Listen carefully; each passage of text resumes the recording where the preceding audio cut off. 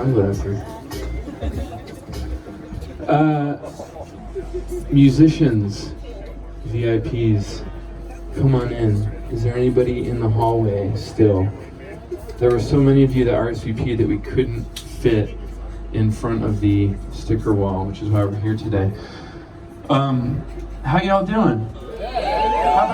How about a big round of applause for yourselves, first and foremost, for being here. Mayor Troxell, thanks for joining us. How about a round of applause for Wade? I would like to open today's ceremony with a reading from the book of David. This is about music and place, of course. David Byrne, How Music Works. If you haven't read it, do yourself a favor, get a copy. Don't steal mine. He says, when my friends and I gravitated to New York City around 1974, I initially slept on the floor of a loft belonging to a painter who happened to live a block from CBGB. Patti Smith and Tom's band, Television, had just started playing there, and my friends and I realized that maybe, possibly, our project, which was about to become Talking Heads, might be able to play there too. That prospect spurred us all on. We began to rehearse in earnest. I was already writing songs in dribs and drabs on my own anyway, and I suspect that I would have been doing so with or without CBGB across the street.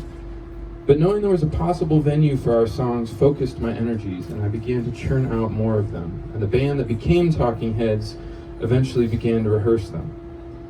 CBGB was, from a structural point of view, a perfect, self-actuating, self-organizing system. A biological system, in a way, a coral reef, a root system, a termite colony, a rhizome, a neural network, an emergent entity governed by a few simple rules that Hilly, owner of CBGB, established at the start. Rules that made it possible for the whole scene to emerge and subsequently to flow and flourish with a life all its own. Of course, I didn't know that at the time. It's not like there was a policy statement or flyer with rules on it posted anywhere. Later on, I came to realize that you can sometimes tell in advance whether or not a given situation will develop into a vibrant scene. As I've said, it doesn't depend entirely on the inspiration and creativity of the individuals hanging out there. A confluence of external factors helps encourage the latent talent in a community to flower. In the rest of this chapter, I will elucidate some of those factors. This might not be definitive, but it's a start. And then he goes on to elucidate quite a few factors. There's a lot in that story, the importance of interdisciplinarity, a little luck, some dedication and disciplined rehearsal time, competitiveness with fellow artists. But at its heart, it revolves around a place and the people who choose to make it their creative home. We're lucky to have a lot of places in our community that a lot of us human beings can call our creative homes. The Music District is just one of them. We're lucky to have civic leadership too, who truly understand the need for culture and for gathering spaces. I've had a lot of inspiring conversations with Mayor Troxell over the last few years, but maybe my favorite was sitting in the backyard around Andrew Schneider's campfire a couple of years ago.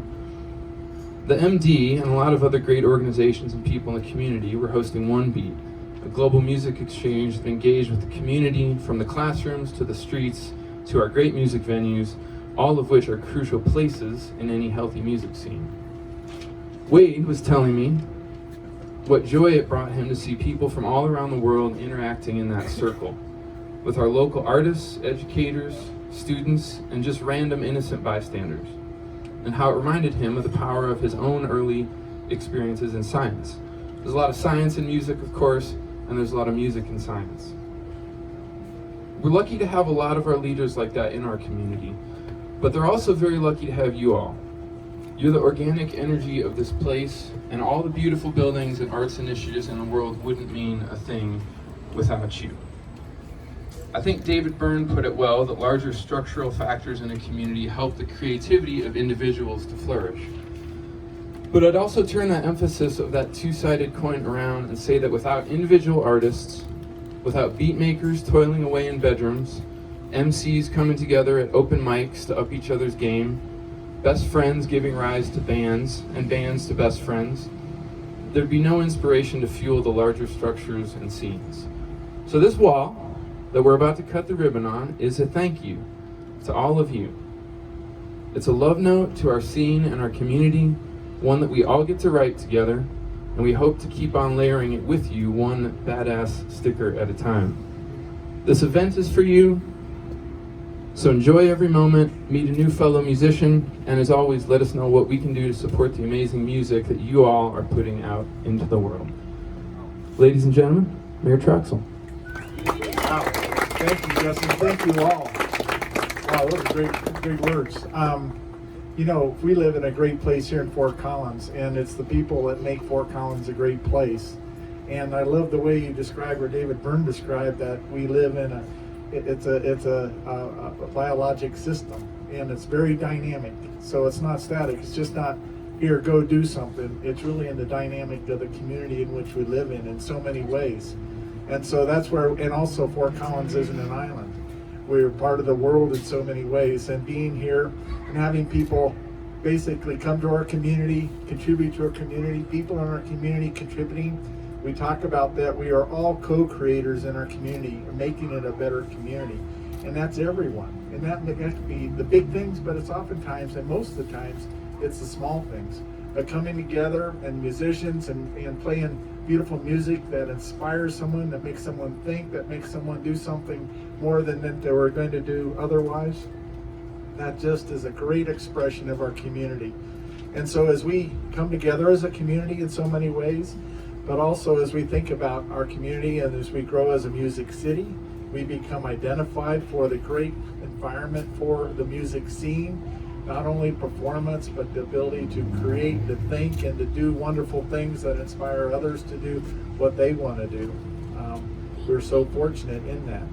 And so the music district and the new sticker wall as just a symbol of coming together and creating its own expression of those in our community that are doing the beautiful work of music and culture and helping one another in various sorts of ways. Count me in. So with that, Jesse, thank you. Mayor, let's take you to the oversized scissors. As many of you as possible can squeeze in right here. Hey, how about a huge thanks, a round of applause to Jesse Reed and our whole team for putting this together today.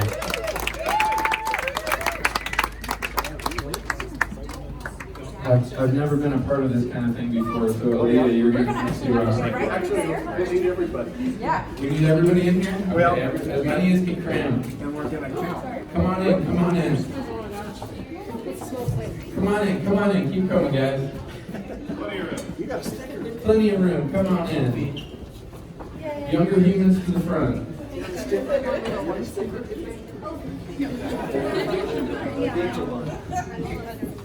Aren't those cool scissors? So you all know that once the ribbon gets cut on this, from now on we're going to expect you to put all of your band stickers up on this until the whole thing's full, and then we're going to just start more and more layers over the top of it, like traditional. All right, ready? Mayor Troxell, let's unleash the sticker wall. So let's do 5, 4, 3, 2, 1.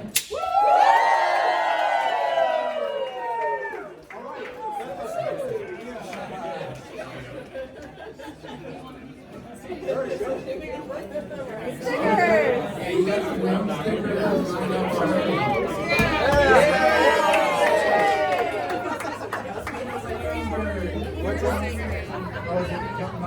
Don't be shy. All right. Get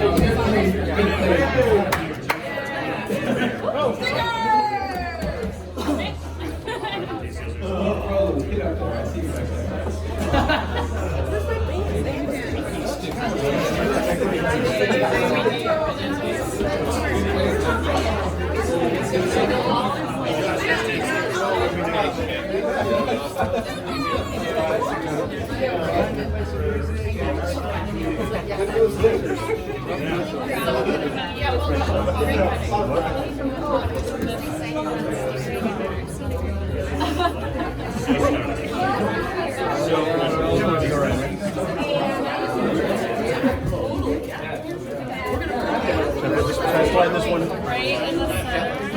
that are under. Brown part, you have to. But he works here, so they just needed it.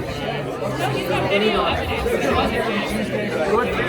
I told him I was going to make on the right minding one. He's got it on the real one. That's me.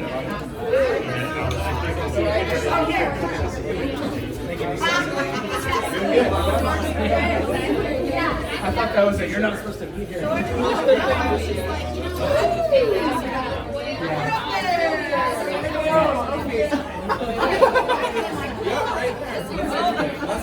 That's another one of my stickers.